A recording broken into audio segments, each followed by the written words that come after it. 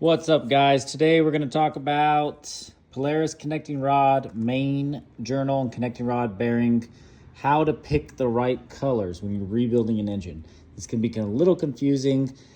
Something that you need to know is that the turbo and the non-turbo, they're going to use a different selection chart. So do not try to match that. You will get it wrong, right? So for instance, this is the connecting rod bearings. Connecting rod's going to be crank journal 2, crank journal 4. 2-cylinder engine, right? We got a main. 2 and 4 is our con rods, okay? Now, on my crank itself, my codes are AB, AB, CC. So on the side of the crank right here, it will tell you the codes.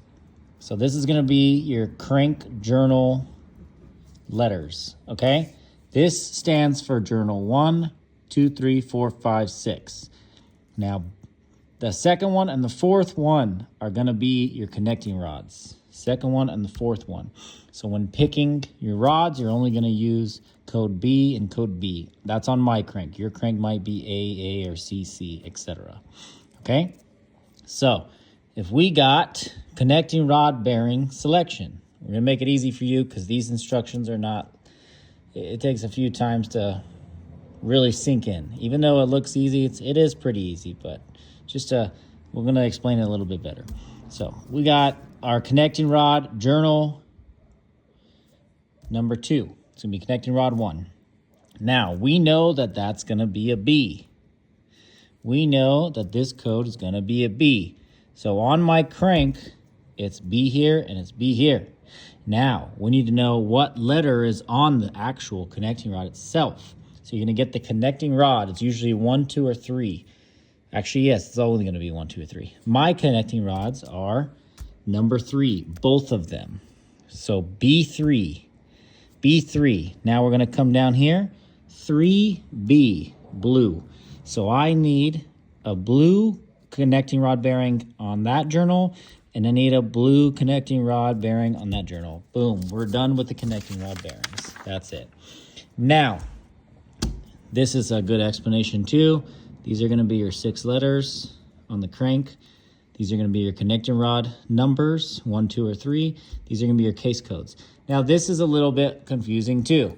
So your case codes, sometimes there's 6 codes and it'll end in what? SC. It'll be like, let's just say it's 2222 SC, or it's 222211.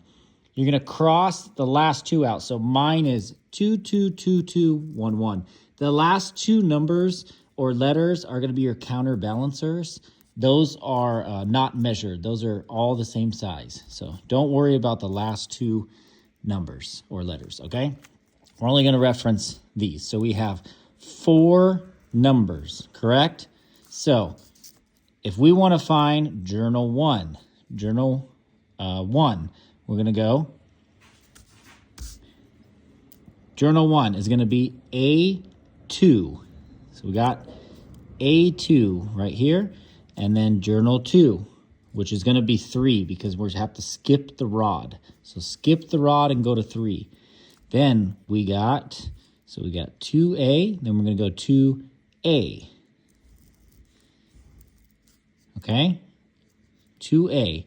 And so this is A2. Okay? And now we're going to skip 4, which is B, which is a rod. We're going to go to 5. Now we got C2 and C2. Now make sure when you pick these main bearings, you're on the main bearing selection. You're not on the connecting rod. Don't get that mixed up. Don't go, okay, A2. Because if you do that, A2 is blue. Well, A2 on here, yeah, well, it is blue there.